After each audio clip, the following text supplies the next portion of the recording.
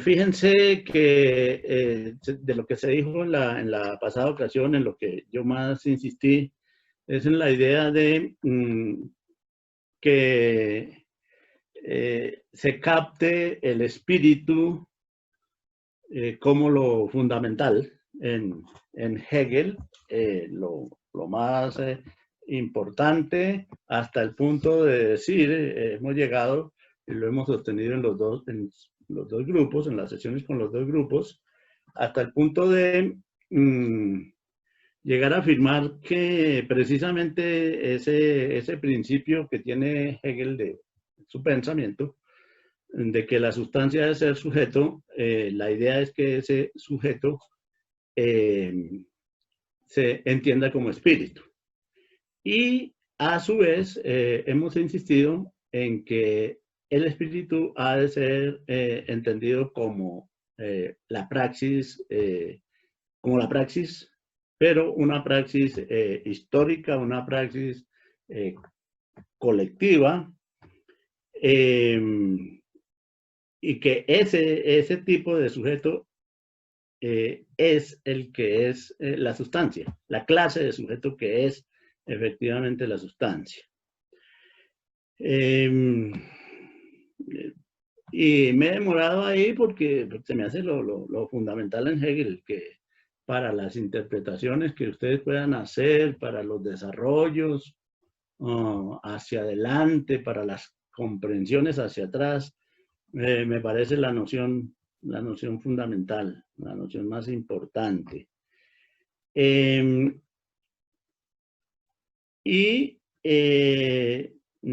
Alcanzamos a señalar, pues, y ese es nuestro punto de partida hoy, la idea de que el espíritu realmente existente es lo que Hegel denomina la sustancia ética, y de eso es lo que nos vamos a ocupar. Y de eso se ocupa Hegel, pues, en este capítulo de la fenomenología. En la sesión pasada también, por una coincidencia con las visiones de Jason, mostramos o señalamos algunos aspectos que él trae a colación, en que el concepto de espíritu para la conciencia, Hegel lo presenta como apareciendo incipientemente en la autoconciencia, sin que la autoconciencia sea lo suficientemente, valga la redundancia acá, consciente de esa situación. ¿De la situación cuál? De que en ella misma se está dando a conocer, a aparecer el denominado espíritu. Entonces, en la pasada ocasión leímos unos pasajes de la fenomenología al respecto. Hoy quisiera mirar otro pasaje de la propia fenomenología, en el cual se refuerza la idea de que el espíritu debe ser entendido como praxis. O sea, que no es un capricho, el que nosotros estemos señalando acá, que podemos hacer una identificación entre la praxis y el espíritu, sino que eso evidentemente está desarrollado en el pensamiento de Hegel.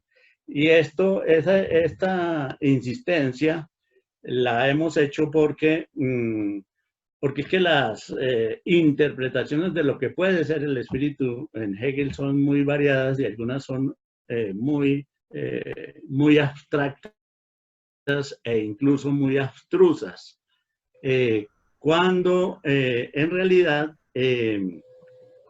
el asunto no llega a esos niveles, y por el contrario puede ser identificable de una manera más precisa y más productiva, sobre todo.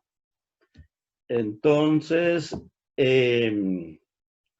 Ahora, recuerdo que algo de eso ya habíamos señalado después haciendo memoria en una sesión de la cual no hay video porque el video salió muy irregular y lo suprimimos porque era absolutamente imposible entender algo con relativa claridad. Pero allí habíamos señalado algo al respecto precisamente en la parte en que se habla del paso de la autoconciencia a la razón. Pero como ese video no existe para consultarse, entonces quiero a propósito ahora de esta problemática de interpretar el espíritu como praxis, retomar ese aspecto. En la edición que estamos manejando de la fenomenología, la del Fondo de Cultura, en la página 134, 135, están los elementos, los aspectos que quisiera señalar al respecto.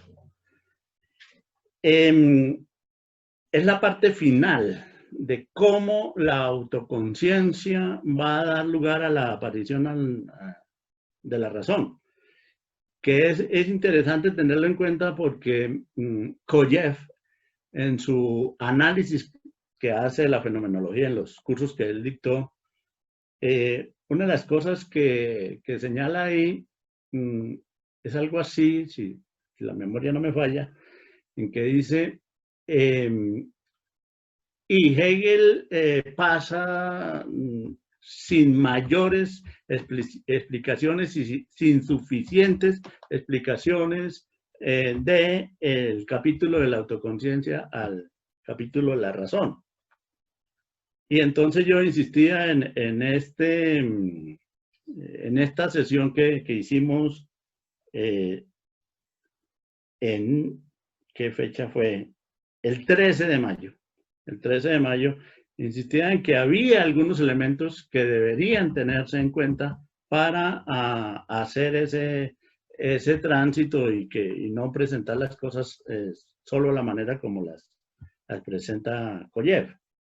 Y entonces ahí señalaba que precisamente la parte final de la problemática de la conciencia, de la autoconciencia, de la certeza de sí mismo y el paso efectivamente a la razón, está recogido en la fenomenología bajo la denominación de la aglutinación de lo real y la autoconciencia, o sea, la juntura de lo real y la autoconciencia.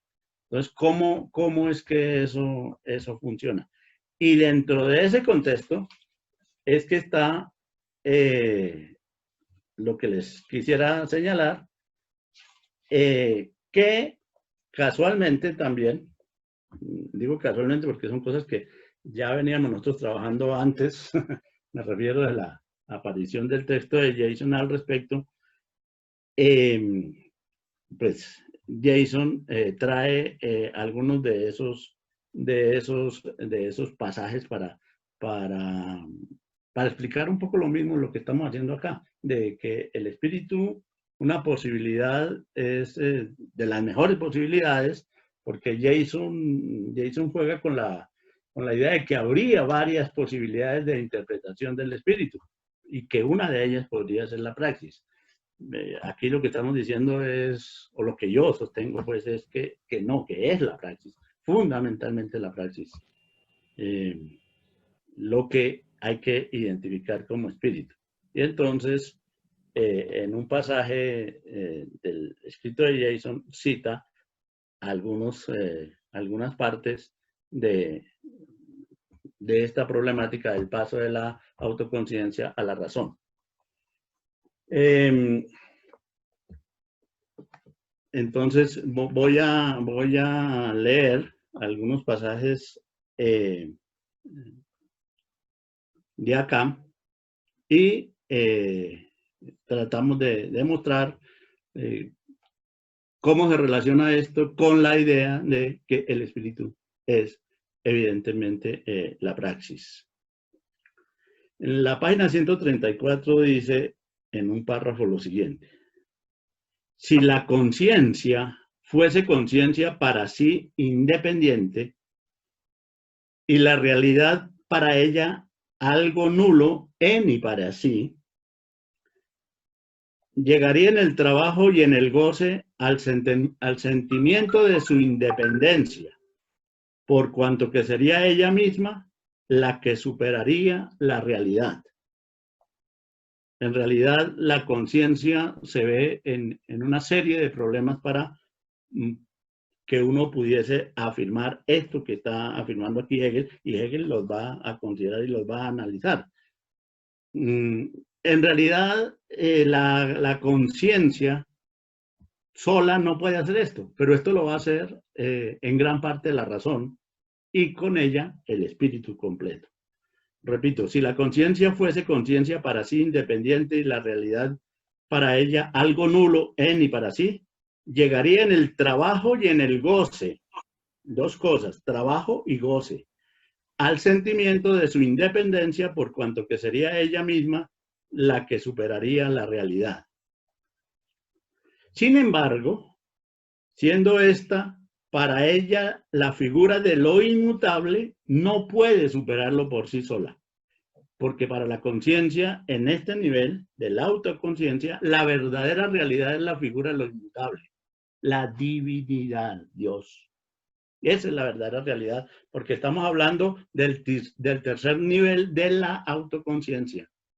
O sea, la conciencia desgraciada, la conciencia cristiana católica. Y entonces para ella la realidad es Dios, la divinidad. Entonces por eso es que no puede ser mediante el trabajo y el goce reconocerse a sí misma como absolutamente independiente. Sin embargo, siendo esta para ella la realidad, la figura de lo inmutable no puede superarlo por sí sola, sino que cuando en verdad llega a la anulación de la realidad y al goce, esto solo sucede para ella, esencialmente porque lo inmutable mismo abandona su figura y se la cede para que la goce.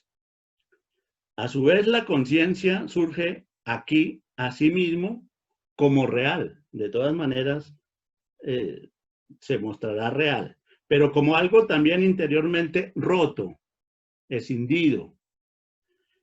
Y este desdoblamiento se presenta en su trabajo y en su goce.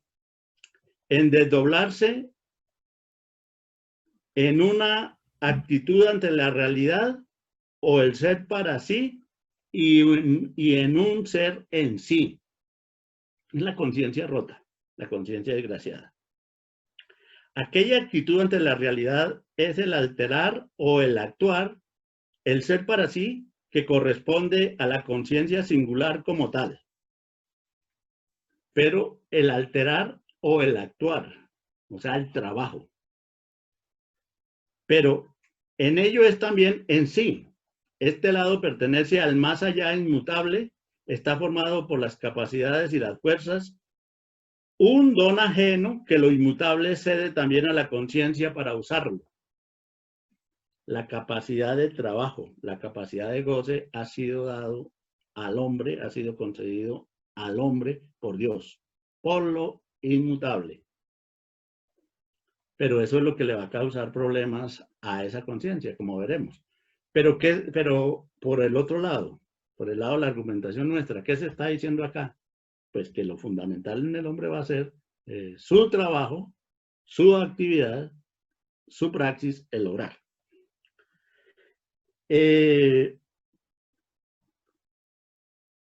Por tanto, en su actuación la conciencia es por el momento la relación entre dos extremos, ella y otra cosa, ¿no? Que en el fondo es la divinidad. Se mantiene de una parte como el más acá activo y frente a ella aparece la realidad pasiva, ambas en relación la una con la otra, pero ambas también retrotraídas a lo inmutable y aferradas a sí. o sea, el hombre y el mundo. De ambos lados se desprende por consiguiente tan solo algo superficial que se enfrenta al otro en el juego del movimiento. El extremo de la realidad, otro del hombre, es superado por el extremo activo, por la acción del hombre. Pero ella por su parte solo puede ser superada porque su esencia inmutable la supera a ella misma, porque la realidad la supera a esa propia conciencia. Se repele de sí y abandona lo repelido a la actividad. La fuerza activa se manifiesta como la potencia en que se disuelve la realidad. Y la potencia está aquí subrayado y esto lo remite uno a propósito de la pregunta de Diego hace un rato, bueno, a Spinoza. El problema de la potencia del actuar y lo que ello significa dentro de la sustancia, ahí es donde se va a generar la posibilidad de que la sustancia sea sujeto. Pero fíjense que esta noción ya está presente en la autoconciencia. La fuerza activa se manifiesta como la potencia en que se disuelve la realidad, pero por ello, para esta conciencia, para la que el en sí o la esencia es un otro, esta potencia como la cual aparece en la actividad es el más allá de sí misma. Por tanto, en vez de retornar así desde su acción y de haberse probado así por sí misma, lo que hace es reflejar este movimiento de la acción en el otro extremo, que se presenta de este modo como puro universal, como la potencia absoluta de que arranque el movimiento hacia todos los lados y que es tanto la esencia de los extremos que se desintegran en su manera primitiva de presentarse como la esencia del cambio mismo, o sea, la divinidad completa. Y aquí sí llegamos al párrafo que el mismo Jason cita a propósito de esto. Voy a leerlo de corrido porque veo que el tiempo, aquí le va señalando uno el tiempo de la reunión y entonces voy a leer y miramos a ver qué alcanzamos a decir y luego pues hacemos la nueva conexión. Cuando la conciencia inmutable renuncia a su figura y la abandona y frente a ello la conciencia individual da gracias, es decir, se niega la satisfacción de la conciencia de su independencia, o sea, gracias a Dios. El dar gracias a Dios es mostrar que no se es independiente, aunque Dios ha dejado las cosas para que el hombre las asuma él mismo independientemente. Repito, cuando la conciencia inmutable renuncia a su figura y la abandona y frente a ello la conciencia individual da gracias, es decir, se niega la satisfacción de la conciencia de su independencia y transfiere de sí al más allá la esencia de la acción. Cuando se dan estos dos momentos de la entrega mutua de ambas partes, con ello nace ciertamente para la conciencia su unidad con lo inmutable. Pero al mismo tiempo esta unidad es afectada por la separación, de nuevo rota en sí y surge nuevamente de ella la oposición de lo universal y lo singular. La conciencia, aunque renuncia a la apariencia de la satisfacción de su sentimiento de sí misma, adquiere sin embargo la real satisfacción de este sentimiento, ya que ella ha sido apetencia, trabajo y goce.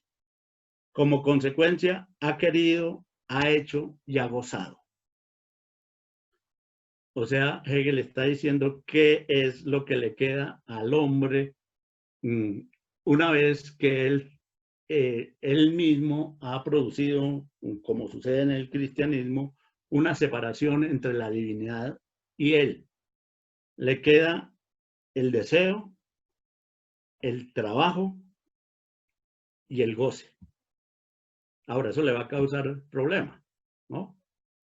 El deseo y el goce va a ser visto en determinados momentos y Hegel lo analiza aquí como pecaminoso y el trabajo como castigo. Son los elementos que le deja Dios al hombre, a la conciencia humana, para que esa conciencia viva. Pero Hegel dice, pero esa es la vida real de esa conciencia. O sea, la realidad, está señalando Hegel ya anticipándose mucho a la noción de espíritu y a la noción de razón, que para allá vamos. Vamos aquí en la fenomenología, nosotros pues podemos decir que ya pasamos. Está mostrando que la vida real es una vida de deseo, de trabajo, de goce. Y su gratitud, prosigue Hegel, con la que reconoce al otro extremo, porque tiene que estar agradecido de eso, ¿no?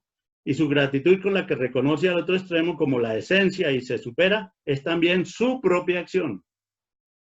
El agradecer a Dios también es propio del hombre, que contrarresta la del otro extremo y opone al beneficio que se abandona a una acción igual. Si a aquel extremo le cede algo superficial de sí mismo, la conciencia da gracias también. Y con ello, al renunciar a su propia acción, es decir, a su esencia misma, hace propiamente más que el otro que se limita a ceder de sí algo superficial.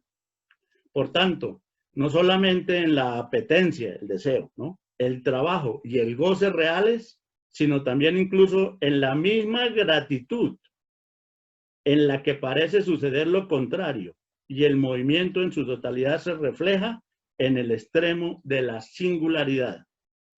La conciencia se siente aquí como este singular y no se deja engañar por la apariencia de su renuncia, pues la verdad de ella reside en no haberse entregado, en seguir viviendo. Lo que se ha producido es solamente la doble reflexión en los dos extremos y el resultado es la decisión repetida en la conciencia contrapuesta de lo inmutable y en la conciencia del querer, el realizar y el gozar contrapuestos pues a ese inmutable, y de la renuncia a sí misma o de la singularidad que es para sí en general. Bueno, esta es, saben ustedes, es la jerga hegeliana que siempre hay que retraducir a conceptos operables y manejables en la conversación, digamos. Quería señalar ese aspecto, entonces, reforzar la idea de que ya en el capítulo de la autoconciencia se puede apreciar que la praxis, o sea, lo que tiene que ver con el deseo, con el querer, con el obrar o trabajar y con el gozar, viene a constituir la esencia de lo que es, y esto se va a configurar luego en la razón y por supuesto en el espíritu. Solo que aquí era un problema de la conciencia frente a ese mundo cristiano medieval. Y ahora a lo que vamos al capítulo 6, ya es el problema de la realidad como existe la realidad, es decir, de manera histórica, de manera colectiva, de manera social. El espíritu realmente no es, lo sabemos, lo hemos dicho, no es la mera conciencia epistemológica, cognoscitiva, no es la autoconciencia, no es la razón individualmente consideradas, es el conjunto de ellas, ciertamente la síntesis de ellas, pero para que sea una síntesis efectiva, real y existente, tiene que ser histórica y social. Y eso es lo que vamos a abordar ahora. Quería entonces ya situarnos en el capítulo 6, también en la pasada ocasión miramos algunos aspectos de ese capítulo. Que quisiera insistirles pues en la en la parte final de la introducción que hace Hegel al respecto, con la aclaración que después ya no, pues vamos a ir mucho más rápido, que la demora era acá en lo del espíritu, por las razones que dijimos al comienzo de la sesión de hoy. Yo creo que aquí es muy poco lo que hay que explicar de manera que se puede leer, porque el lenguaje es mucho más fluido, por lo que es introductorio. Dice Hegel, el espíritu es la vida ética de un pueblo. O sea, ya está señalando qué es lo que debemos entender por espíritu y que se trata de un pueblo y de un ethos colectivo particular. Es la vida ética de un pueblo en tanto que es la verdad inmediata, el individuo que es un mundo. El espíritu tiene que progresar hasta la conciencia de lo que es de un modo inmediato. Tiene que superar la bella vida ética y alcanzar a través de una serie de figuras el saber de sí mismo. Pero estas figuras se diferencian de las anteriores por el hecho de que son los espíritus reales, auténticas realidades. Y en vez de ser solamente figuras de la conciencia, son figuras del mundo. Conciencia, autoconciencia, razón eran figuras de la conciencia. Aquí ya no son figuras de la conciencia, sino del mundo realmente existente. Aquí Hegel señala los tres aspectos que va a tratar en el conjunto del capítulo. El mundo ético viviente es el espíritu en su verdad. Tan pronto como el espíritu llega al saber abstracto de su esencia, la eticidad desciende a la universalidad formal del derecho. Tránsito, Grecia, Roma. En segundo lugar, pues no lo dice Hegel en segundo lugar, pero es punto seguido y se trata de lo segundo, el espíritu de ahora en adelante desdoblado en sí mismo inscribe en su elemento objetivo como en una dura realidad uno de sus mundos, el reino de la cultura. Y frente a él, en el elemento del pensamiento, el mundo de la fe, el reino de la esencia. Pero ambos mundos, captados conceptualmente por el espíritu que retorna así desde esta pérdida de sí mismo, son trastocados y revolucionados por la intelección y su difusión por la ilustración, y el reino separado y extendido al más acá y el más allá retorna a la autoconciencia, que ahora, en tercer lugar, en la moralidad, se capta como la esencialidad y capta la esencia como sí mismo real, que ya no pone fuera de sí su mundo y su fundamento, sino que deja que todo se consuma en sí y como conciencia es el espíritu cierto de sí mismo. O sea, mundo griego, mundo romano, mundo moderno están contemplados en el espíritu realmente existente, lo que existe.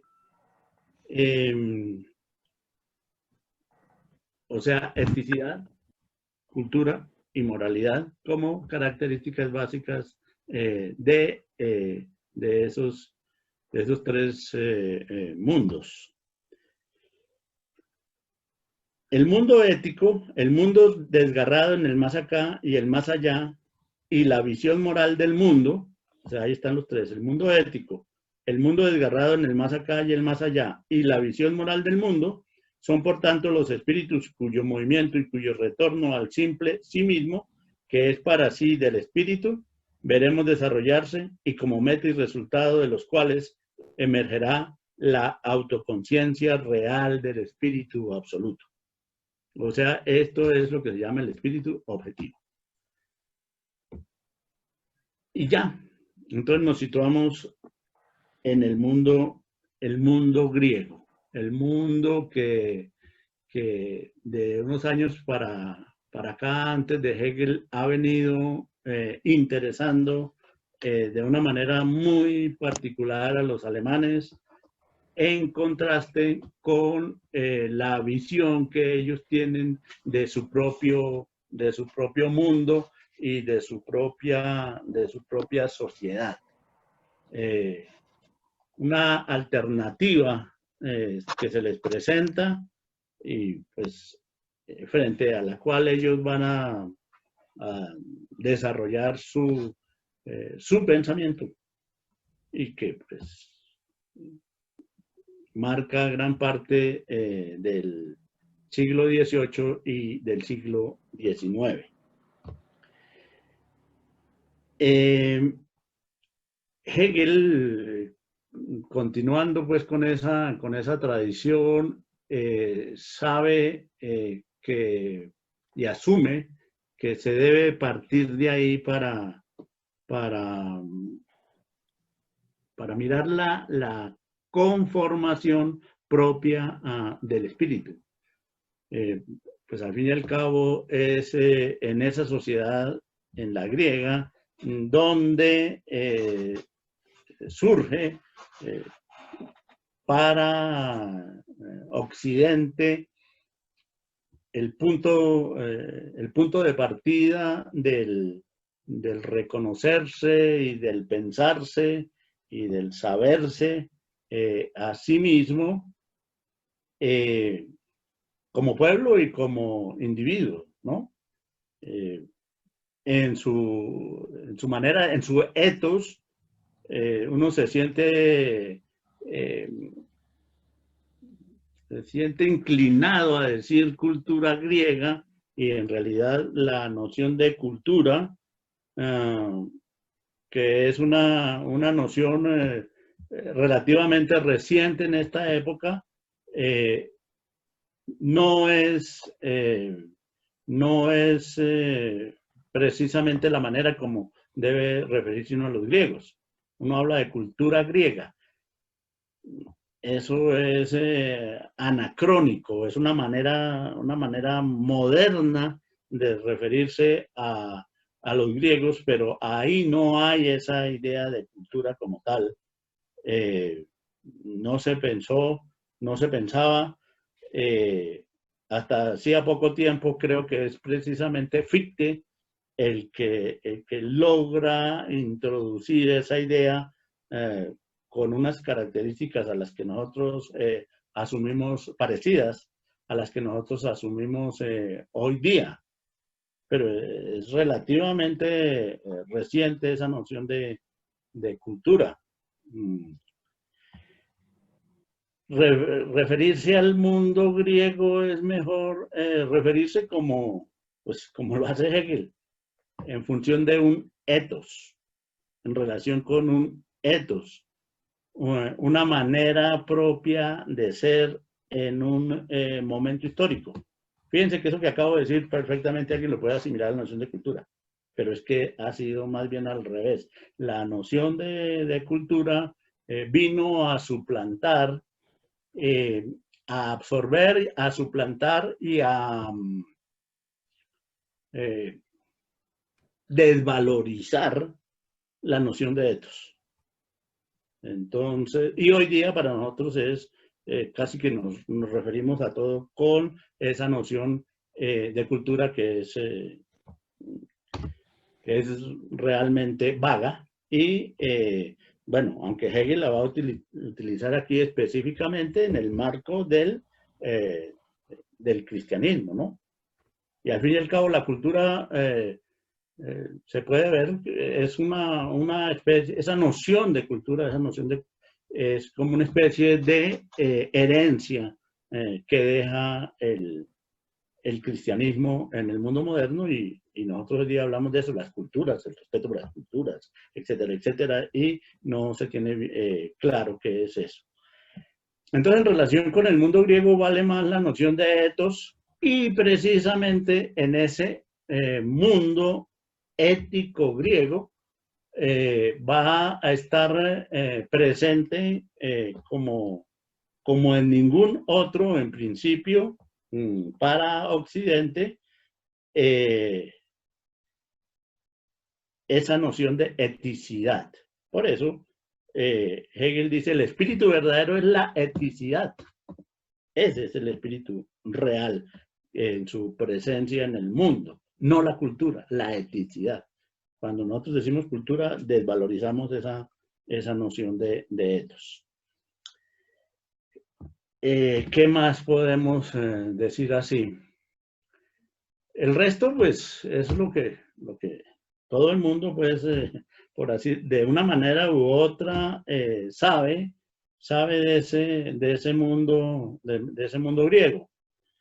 La existencia de la polis, absolutamente fundamental.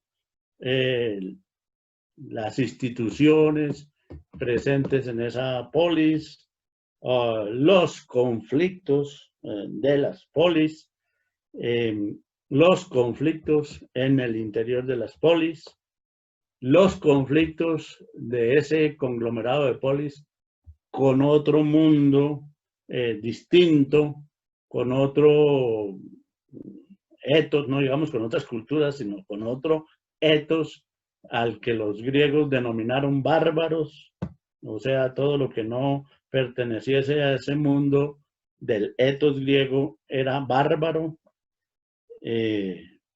Conflictos con los bárbaros, conflictos de las polis entre sí, conflictos en el interior de las polis, conflictos de los individuos también en el interior de esas polis. Los conflictos en el interior de las polis son fundamentalmente conflictos entre las familias, pero también conflictos en el interior de las familias. Entonces, pues, no es por casualidad que Heráclito haya señalado en su momento que el polemos, o sea, la lucha, el conflicto, fuese el padre de todas las cosas, porque a donde mirara se veía ese conflicto. Y en el mismo Heráclito ya está la idea de que ese conflicto, ese choque, esa diferencia de tensiones era lo que finalmente producía la armonía en ese caso del universo, del mundo, y en la visión moderna que se tenía de los griegos, en la presunta armonía del mundo griego. Y al fin y al cabo, también ya Pitágoras había insistido en esa noción de armonía como la clave para interpretar también el universo. Bueno, separándola o por fuera de la idea de conflicto que es propia de Heráclito. La filosofía misma, toda ella, que se formó alrededor de los diversos conflictos, que ya pasa a ser un conflicto, no solo estos conflictos materiales, reales, históricos, sino la dialéctica y la erística, o sea, ya conflictos en el mundo del pensar, en el mundo de las ideas, las distintas oposiciones que existen en el pensamiento, la erística misma, ¿sí? Y luego, más tarde, pues la aparición de otra forma de expresión de ese conflicto como es la democracia. Entonces, creo que todo el mundo conoce eso. El núcleo del análisis de Hegel va a hacerse alrededor de la tragedia de Antígona. Porque en Antígona se van a presentar muchos de estos conflictos, el desarrollo de los mismos, la síntesis de los mismos, el entrecruzamiento. Sófocles habría, según Hegel, logrado sintetizar en esa tragedia la esencia del etos griego, ¿no? Entonces, lo que sigue es el famoso análisis, estudio e interpretación que puede hacer, que se ha hecho de la tragedia de Antígona. por parte de Hegel. Lo interesante, sin embargo, que llama la atención acá en la fenomenología, es que todo esto se va a nuclear alrededor de lo que es el espíritu, o sea, de la praxis misma del ethos griego, para decirlo con esos dos términos. A la manera de ser efectiva de esa forma de ser el espíritu en su aparición en el mundo, en el momento en que se asume la conciencia de sí, de ese mundo, y se asume colectiva, histórica y socialmente. Y eso es Antígona. Entonces, acá voy a leer los dos párrafos introductorios a esa problemática. En su verdad simple, el espíritu es conciencia y desdobla sus momentos. La acción lo escinde en la sustancia y la conciencia de la misma, y escinde tanto la sustancia como la conciencia. O sea, aquí todo va a ser escisiones y rupturas. Pero les llamo la atención, ¿qué es lo que escinde al mundo? ¿Qué es lo que escinde la sustancia? Pues esa característica de sujeto que va a decir Hegel y que nosotros estamos considerando al otro lado en el prólogo de la fenomenología. ¿Y cuál es esa característica? Página 261, pregunta Andrés, estoy en la página 261, la edición del Fondo de Cultura.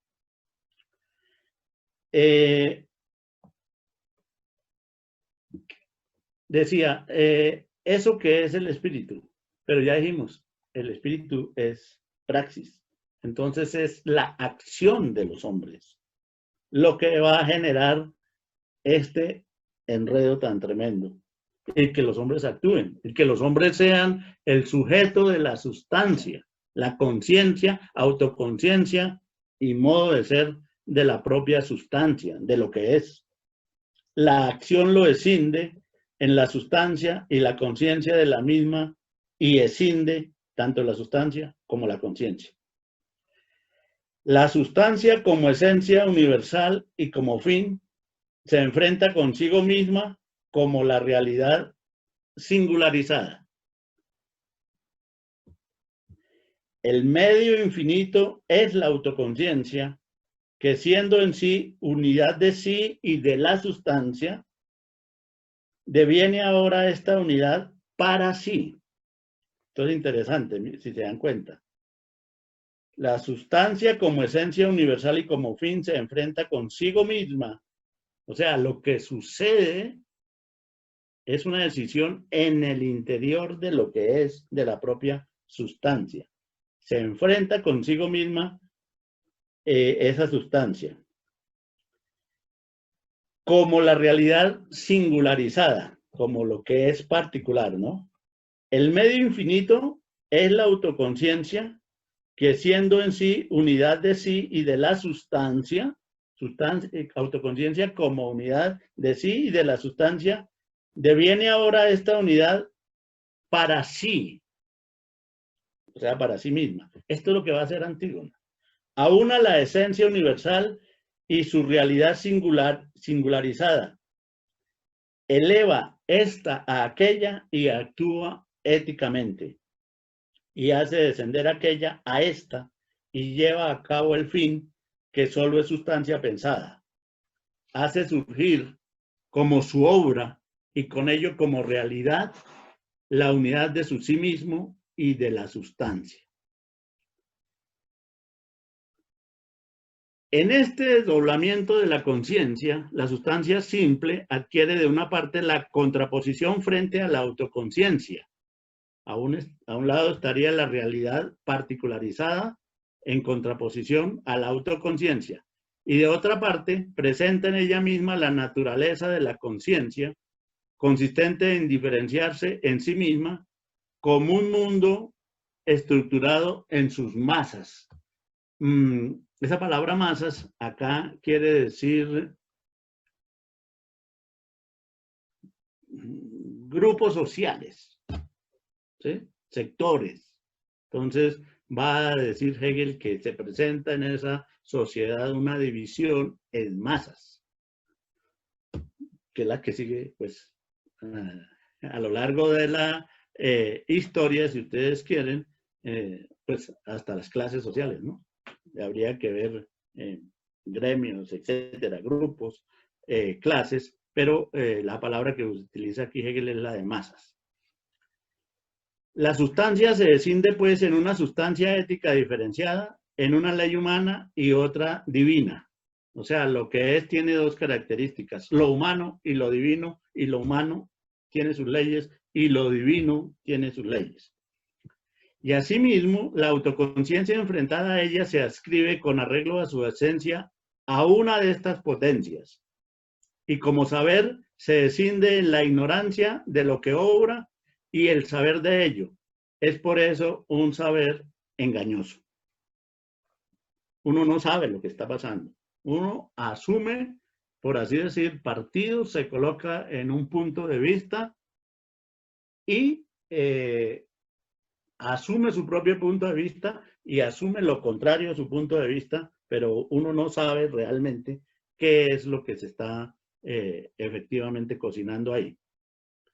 Por lo tanto, la autoconciencia experimenta en sus actos tanto la contradicción de aquellas potencias en que la sustancia se ha desdoblado y su mutua destrucción, como la contradicción de su saber acerca de la eticidad de sus actos, con lo que es ético en y para sí, y encuentra su propio declinar. Esa es toda la historia del mundo griego. Pero de hecho, con este movimiento, la sustancia ética se ha convertido en autoconciencia real, o este sí mismo se ha convertido en algo que es en y para sí, pero con ello precisamente se ha hundido la eticidad. Estos son los resúmenes que acostumbra a hacer una especie de sinopsis que hace Hegel al comienzo de cualquier capítulo, dice todo lo que va a pasar. Aquí lo que es se va a superar, se va a separar, se va a escindir, se va a presentar un conflicto. Al final de ese conflicto va a emerger otro tipo de realidad, pero lo que era inicialmente va a desaparecer. Es lo que ha dicho alrededor del mundo griego. El mundo griego es el mundo ético efectivo, el mundo real, pero ese mundo se escindió, se separó en un par de masas, dijésemos, que a su vez está escindido internamente cada uno de ellos, y en ese conflicto que inicialmente se puede entender grosso modo como el conflicto entre lo divino y lo humano, se va a producir un desarrollo que va a terminar por hundir a ese espíritu verdadero, realmente existente como tal, en ese momento, para que ese espíritu vuelva a aparecer enseguida de una manera distinta, de una manera diferente, que va a ser lo que va a estar presente en el mundo romano, el mundo cristiano y los comienzos de la sociedad moderna, o sea, lo que él va a llamar el mundo de la cultura, donde va a estar presente la separación entre lo divino y lo humano, nuevamente, el mundo cristiano. Y finalmente, cuando el espíritu retorna a sí, o sea, cuando el hombre recupera para sí todo ese desarrollo, entonces se va a encontrar consigo mismo y lo que le queda para afirmarse a sí mismo y guiarse y conducirse, entonces es la moralidad, ¿no? Que es la característica propia de la modernidad. Bueno, aquí nuevamente veo aparecer el aviso del tiempo restante de la reunión. Entonces, no sé, con esto hacemos la introducción al capítulo de la eticidad y ya pues en adelante ya no leeríamos más pasajes acá por lo menos de esta parte, sino haríamos un recorrido general como estábamos acostumbrados a hacerlo antes de haber abordado el espíritu y la razón y el espíritu.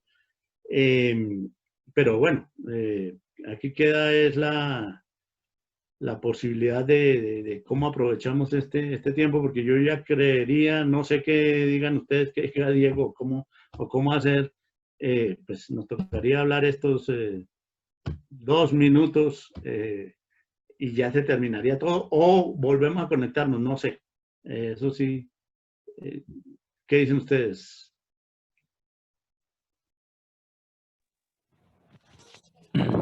Pues yo pensaría que sí sería interesante una ronda de preguntas, ¿no? Pero ya sería en otra sesión, os digo, en otra, con otro tiempo, ¿no? De más. No sé qué diga el compañero. ¿Eso se puede hacer, Diego, o ya el computador no da para volverse a conectar a su? Yo no creería. No, profe, O a las bueno, veces que uno quiera, las veces que sí. necesiten. Sí. Ah, entonces conectémonos y nos dedicamos a las preguntas. Listo, profe. Aunque también hay unas preguntas en el chat. No sé si tenerlas en cuenta de una vez o tenerlas para ahorita. Preguntas en el chat.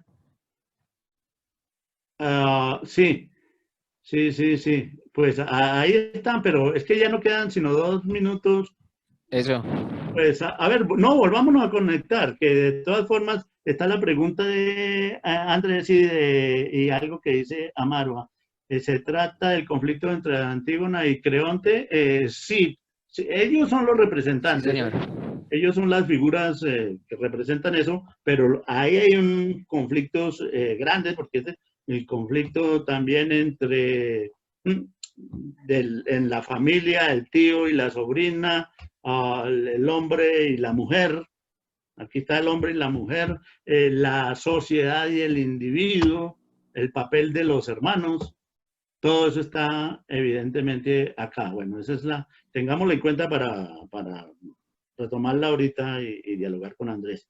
Y Amaru, yo tengo una pregunta con el concepto de comunidad y la problemática de la comunidad en estos pasajes de la fenomenología. Sobre esto, decir algo sobre esto, entre la relación entre la comunidad natural y ética. Pues sí, yo creo que se puede y se deben decir algunas cosas. Y me parece que ese tránsito que usted reseñó y que está evidentemente entonces en la discusión con Frederick es de vital importancia, sobre todo para esa problemática latinoamericana. No tengo muchos elementos para desarrollar esto en este momento, pero quería como hacer ese comentario frente a lo que usted nos acaba de exponer. O sea, más allá de la discusión puramente hegeliana, yo creo que nos da la entrada a una discusión sobre la recepción de Hegel en América Latina y nosotros pues como colombianos también. Y con lo de la praxis, el libro de Adolfo Sánchez Vázquez, la parte que le dedica propiamente al tema de Hegel en la filosofía de la praxis en su libro, pues va en la misma línea de la interpretación que usted está haciendo acá, el espíritu como praxis. Incluso yo recordaba en el otro grupo con el profesor Guillermo Moreno la discusión que se genera a partir del tema pues, de lo ontológico, lo antropológico.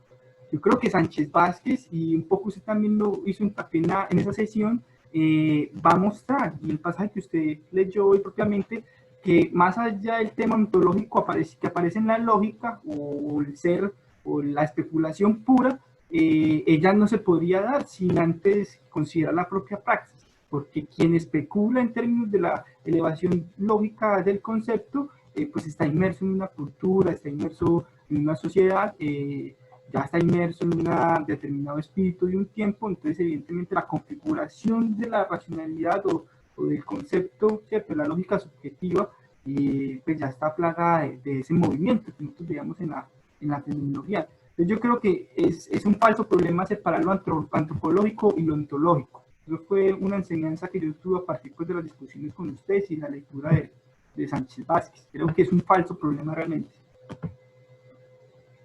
Sí. Bueno, ¿cómo es? Y de hecho, toda antropología, ontología, y por supuesto antropología, es histórica y está situada históricamente. Sí, claro, eso hay que mirarlo despacio, pero bien interesante. Bueno, a propósito, entonces, hagamos esto de preguntas, esta partecita de diálogo. Y empezaría, antes de ir a lo de Andrés, que nos encarrila nuevamente en la temática de Antígona y Creonte, lo que señalaba Amaru. Diego, si se puede, por favor, ahí colocar el chat de Amaru para mirar esa parte.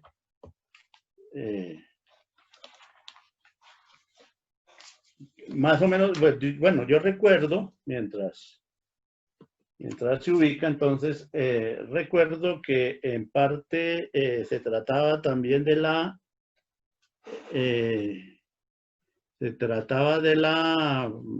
pues no sé, una relación entre una comunidad natural y la ética. Listo, profe, ya está en el chat. Lo acabo de copiar. Listo. El concepto de la comunidad, entre la comunidad natural y ética. Bueno, en la perspectiva griega, la idea fundamental es la de la polis. O sea, pues ellos saben, por supuesto, y así se formaron alrededor de la noción de los reinos. Así lo formó Homero en esa tradición, pues al fin y al cabo esa es la Ilíada y esa es toda la mitología griega, pero de lo que ellos tienen conocimiento, certeza, vivencia, es de la polis, de la existencia de la polis como tal. Entonces, todo está pensado en función de la polis, y la noción misma de ética es solo aplicable a la polis. Esa es una visión muy interesante que siempre vale la pena destacar. Además, porque la ética, ya cuando Aristóteles empieza a reflexionar particularmente en qué puede ser la ética, es, en primer lugar, lo señala él claramente, es una introducción a la política. O sea, es inseparable ética de polis. El ethos es el ethos de la polis, y la ética hay que entenderla, lo dice Aristóteles, como una parte introductoria a la política. O sea, todo es en función de esa polis. O sea, no es una comunidad natural, originaria, porque el griego solo tiene la visión mitológica, homérica de los reinos, pero lo que él sabe y conoce es lo de la polis. Al fin y al cabo, el tiempo mismo, el tiempo real mismo para ellos está fechado pues a partir de de la fundación de Atenas y de las primeras, cuentan por olimpiadas. Y esas olimpiadas justamente retrotraen a la fundación de Atenas. Y eso es lo primero. Lo segundo es que la misma ética como tal es un problema exclusivo de los hombres libres. Y ellos se consideran que los libres son ellos, los griegos, que lo que marca la gran diferencia con otros pueblos, con los que ellos llaman bárbaros, aparte del que los otros pueblos no hablan griego, y tienen otras, a ellos no pueden hablar ni de cultura, ni siquiera de etos atribuibles a esos otros, a otros pueblos como tal, porque la ética es, ya cuando reflexionan sobre ello, y sobre todo Aristóteles, se entiende, es un problema de hombres libres. Son solo los hombres libres los que tienen que tomar decisiones. Y son los hombres. O sea, no tiene nada que ver con los dioses. Los dioses están fuera de ese terreno. Primero. Y segundo, también en el mismo respecto, fíjense que la reflexión ética, así como tal, es tardía incluso en el mundo de la existencia de la propia filosofía, y surge con ella. ¿Por qué? Porque en la visión religiosa anterior, en la concepción trágica griega, no hay espacio realmente efectivo para esas decisiones, porque ustedes saben que se trata de un destino.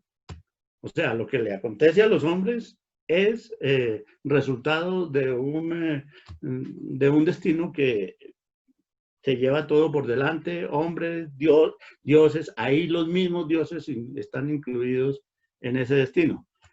Entonces, solo cuando se entrevé, y lo entreven a partir de ellos mismos, de que los hombres pueden ser libres, es cuando la noción de ética, el tomar una decisión o tomar otra decisión libremente consentida,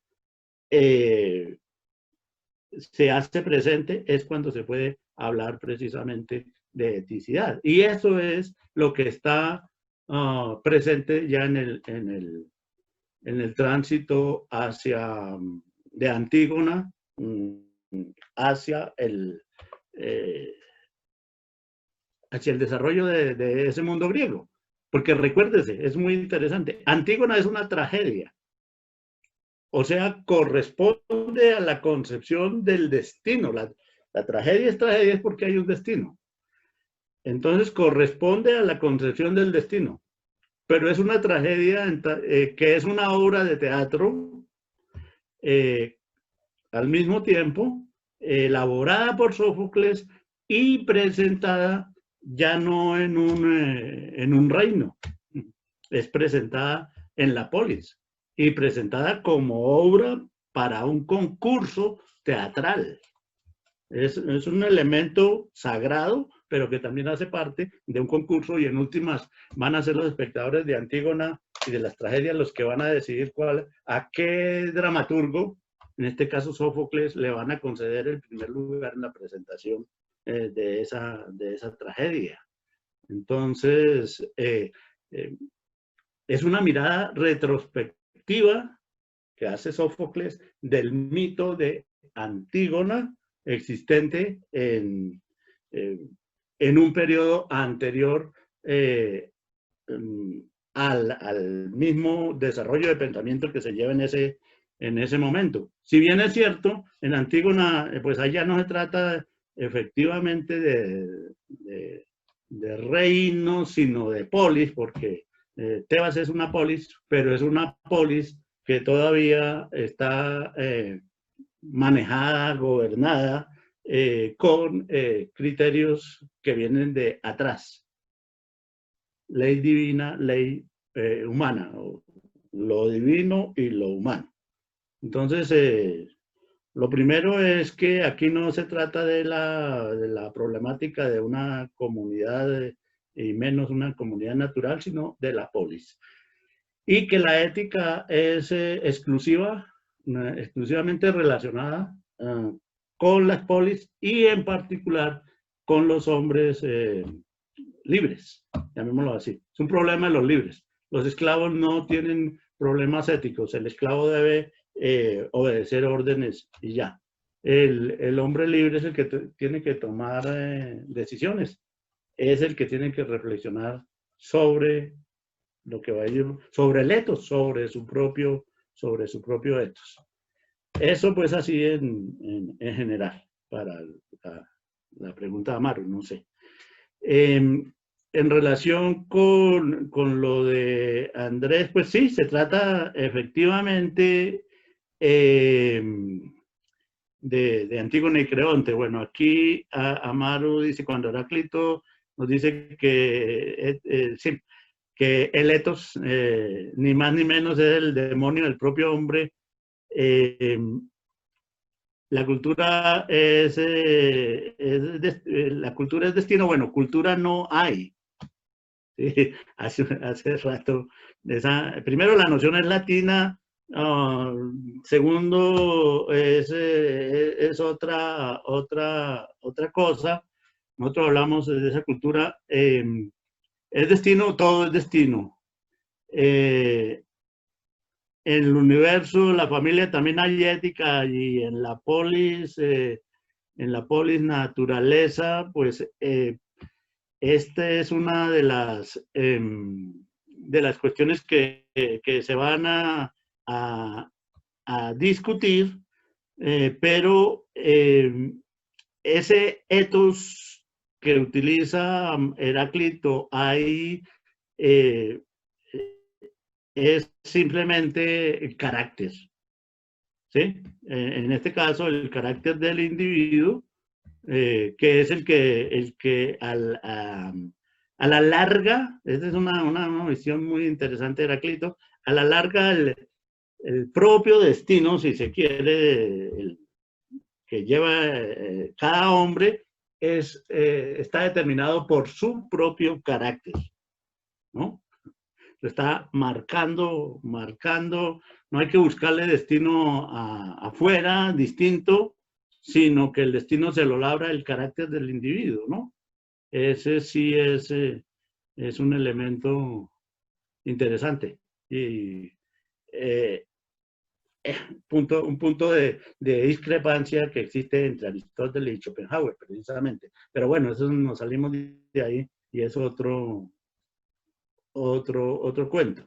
Schopenhauer Aristóteles diría que no, el ethos lo conforma uno mediante el trabajo, mediante el hábito, podría decirse en este caso sí, mediante una cultura en el sentido de cultivo de sí mismo, o sea, de formarse hábitos, y a partir y gracias a las acciones. La posición de Schopenhauer es la contraria, dice, no, uno hace lo que hace por el carácter que tiene. El carácter es heredado. Si Schopenhauer pudiera hablar así, diría genético. Y además, incluso viene hasta del papá, ni siquiera la mamá. De la mamá viene la inteligencia. Y dice Aristóteles se equivoca completamente diciendo que las acciones, lo que nosotros hagamos determina nuestro carácter. Es un gran error de Aristóteles, al revés. Nuestro carácter nos determina a hacer determinadas acciones. Es exactamente al revés. Entonces, y ese ethos, en el caso de el que está utilizando Heráclito, es en relación con ese carácter. O sea, cada cual lleva en sus costillas su propio destino, depende del carácter que se gaste, ¿no? Entonces, ahí está su destino. Ese es su propio demonio, su propio daimon, ¿no? Sí. Incluso su felicidad, en el caso profesor, de eudaimonía. ¿Sí? Sí, Andrés. una pregunta. Bueno, pues yo quedé un poco como inquieto con o como con varias dudas frente al tema de la cultura, ¿no? Porque menciona el profesor que es un concepto introducido por Hegel, es como una visión, si se quiere, parte de la modernidad. Y recuerdo pues un texto de Hegel donde menciona que la escuela de los sofistas, en las lecciones sobre historia de la filosofía, son los que van a introducir como esta cuestión o este término, no sé si introducirlo, pero sí se hace expreso en esa época la noción de cultura como vinculada a interpretar algo desde distintos puntos de vista, ¿no? Que como esta escuela se pone en el papel de generar discusiones, ya sea desde el ámbito artístico o político, o bueno, qué sé yo, jurídico. Entonces, ¿de qué manera, digámoslo, eso podría reajustar un poco más esta noción que utiliza ahí Hegel acerca de la cultura en el mundo griego? Y pues mi pregunta va también en el tema de cómo en Antígona se expresa un conflicto, ¿no? Que es una palabra que se trabajó bastante hoy, y un conflicto entre el etos, no sé si se puede formular así, entre Antígona y Creonte, y digámoslo, cuál es el trasfondo de este conflicto, porque esas dos posiciones empiezan a arraigarse, ¿no? Si podría uno decir que es el conflicto que se sitúa entre la religión, ¿no? Por un lado, como la tradición, bueno, habría que mirar Sófocles cómo lo piensa en ese sentido, y el conflicto frente a la ley humana, ¿no? Como está allí mencionado, que es lo que representa Creonte, ¿no? Y que se va a volver como ese opuesto, no sé si en ese caso de Letos para Antígona, y también pues Creonte ve en la actitud de Antígona una rebelión, ¿no? De su propio mandato. Entonces ahí empieza como a entrar en conflicto. Entonces, ¿de qué manera se resuelve eso allí? Como primero esa aclaración de la noción de cultura y ya como caracterizar más propiamente esta noción de ethos. Esa es como mi inquietud, mi pregunta, sí. Bueno, sí, bueno, parece que quien más trabajó esa noción de cultura que introducen los alemanes es Fichte, antes de Hegel, ¿no? Fichte. Es más, al parecer es Fichte el que alrededor de la noción de cultura establece la noción de nación. Una nación es algo que puede constituirse y debe constituirse alrededor de una cultura. O sea, un pueblo que tiene una determinada cultura y se encontraría ahí todo el conjunto de actividades de ese pueblo, empezando también por la lengua y la religión, etcétera, etcétera. Sería un pueblo que tendría derecho y deber de constituirse como nación. Ese es uno de esos aspectos. Y Hegel Hegel, cuando hace la noción de cultura aquí en la fenomenología, la deja en el sentido originario romano, como cultivo también de sí mismo, que es una obligación que tiene el cristiano. ¿Sí? O sea, el griego no tiene necesidad es que hay una gran diferencia entre lo griego y lo cristiano. Porque es que el griego, para ser griego, solo necesita nacer en el mundo griego, de padres griegos y hablar griego. No necesita más. El cristiano no. El cristiano tiene que preocuparse por ser cristiano todos los días. ¿Sí? El cristiano no nace, el cristiano se hace. El cristiano es introducido en la comunidad cristiana, en la iglesia, mediante el bautismo. Pero recuerde que el otro lado del cristianismo, al otro lado de Dios está el diablo, que es siempre tratando de hacer que el individuo abandone esa comunidad abandone la iglesia, abandone el bando de Dios y se ponga del bando del diablo, ¿cierto? Y esa es una tentación. La tentación y el pecado es connatural al cristiano. El cristiano entonces tiene todos los días que estar preocupado por mantenerse en el interior del cristianismo, porque la posibilidad está latente la posibilidad de ser expulsado de ahí precisamente por la actividad del diablo. Entonces, el cristiano tiene que cultivarse a sí mismo, hacerse todos los días cristiano. No basta con haber nacido e incluso bautizado y colocado dentro de la comunidad cristiana. Es que en cualquier momento puede ser sacado de ahí. El diablo lo saca. El pecado lo pone a uno fuera. ¿Qué es lo que hace uno? Tiene que volver a reintegrarse a esa comunidad. Ese es un esfuerzo de que tiene que hacer el cristiano. Eso es lo que se llama ahí cultura, preocupación, trabajo que tiene que hacer el cristiano por sí mismo para mantenerse en el interior de la iglesia, de la comunidad cristiana. Entonces, es una noción de cultura. Fíjense que por un lado está, si se compara con la que se maneja actualmente, está muy reducida al problema religioso, exclusivamente al problema religioso, primero. Y segundo, es la noción de lo que quiere decir cultura. O sea, cultivo. ¿Sí? Trabajo, cultivo. Que la palabra cultura en castellano aparece primero como agricultura. ¿Mm? Y agricultura, o sea, el cultivo del agro, el trabajo en el agro. Ya cuando la gente se trabaja a sí misma, pues es cuando empieza a aparecer esta noción de que esa sería cultura cristiana. O sea, la cultura de tener un apellido. Eso es la cultura en general. ¿Cultivar qué? Es lo que alguien se pregunta. Pero empieza a adquirir un significado general, al parecer conflicte, pero precisamente no es ese general el que utiliza, ese significado general el que utiliza Hegel acá, sino que está muy, muy preciso, muy determinado a lo religioso y a el problema de la fe, todo eso tiene que ver ahí. En relación con los sofistas, no sé, es que yo no sabría exactamente cuál sería la palabra, pues la palabra que le llama a uno la atención del mundo de los sofistas es la palabra paideia.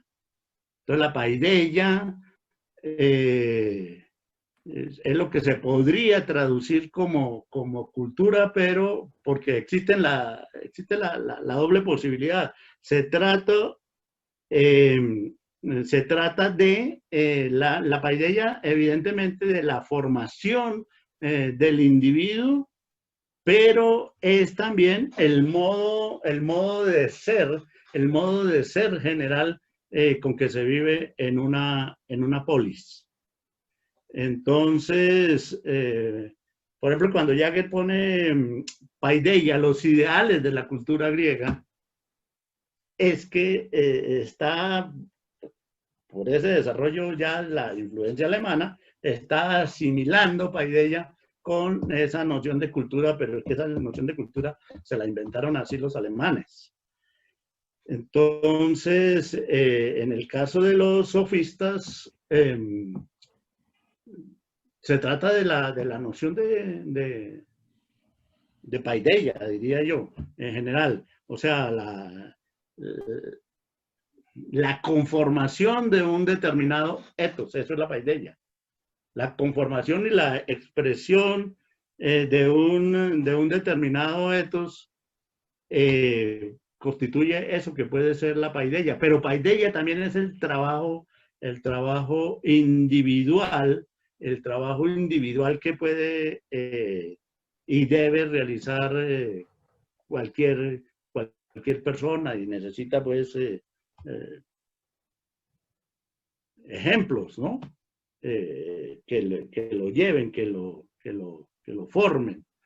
Entonces, no, pues habría que mirar esa parte. No sé, la otra parte, perdón, Andrés, ¿cuál era al final? Ah, ya lo de todo La, lo de Creonte y la, Antígona, sí. Entonces, en sí, cuanto a sí, lo, el tema del sí, etos. sí, en cuanto a eso, pues eso sí es el tema, es el tema de hoy, no hay problema.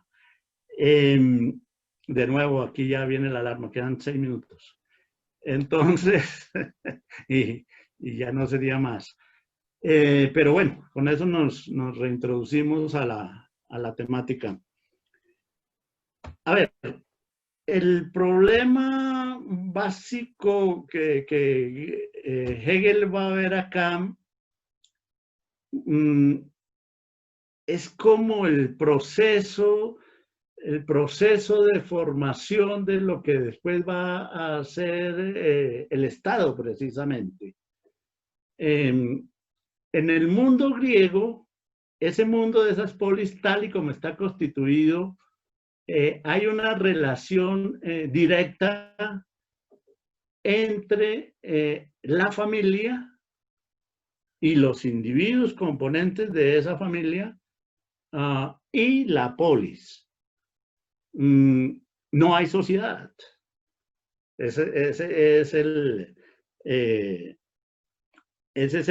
elemento interesante que hay que trabajar acá, o que hay que mirar acá, y para entender el conflicto de Antígona y la polis, que es un conflicto que tiene que ver con la familia y la polis, y el conflicto en el interior de la familia.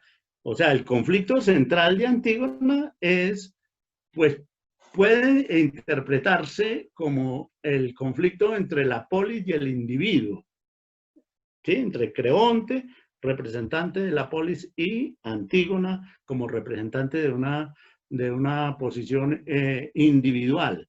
Pero en realidad sí lo es, claro, por supuesto que lo es, que está presente ahí. Pero lo que pasa es que ese individuo a su vez está inserto en la familia. Es que aquí los personajes claves para la disolución de ese mundo griego supuestamente armónico serían Antígona y Sócrates. Pero Sócrates sí es una afirmación ya del individuo. Antígona lo es, pero la afirmación de Antígona está completamente mediada por la familia. Entonces, fíjese la cantidad de conflictos que se cruzan. En principio es polis versus familia, pero esa familia está dividida también en función de la polis. Es que ahí va a estar el problema. Uno de los hermanos de Antígona muere defendiendo la polis. Otro de los hermanos de Antígona muere, el otro muere atacando la polis, queriéndose hacer con el dominio, con el poder de esa polis. Entonces, es la familia rota en función de la polis. Hay conflictos entre hermanos, ¿sí? Las relaciones de Antígona con su hermana no son de lo mejor, son complejas. Entonces, el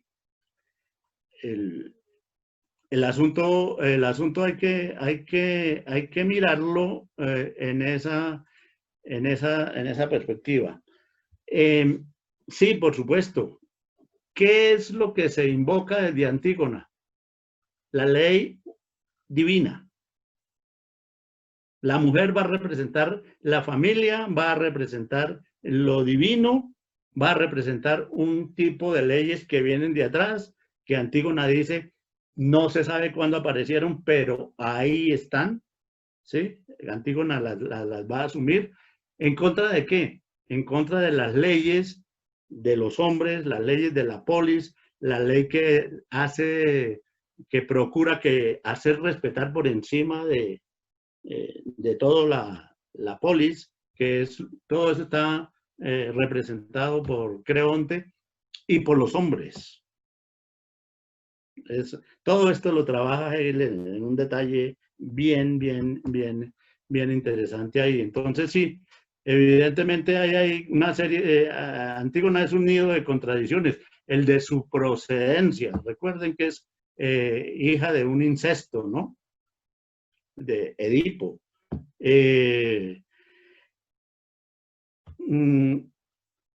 Es una lucha entre hermanos. La disposición de caracteres, de etos entre Creonte y Antígona no es solo polis,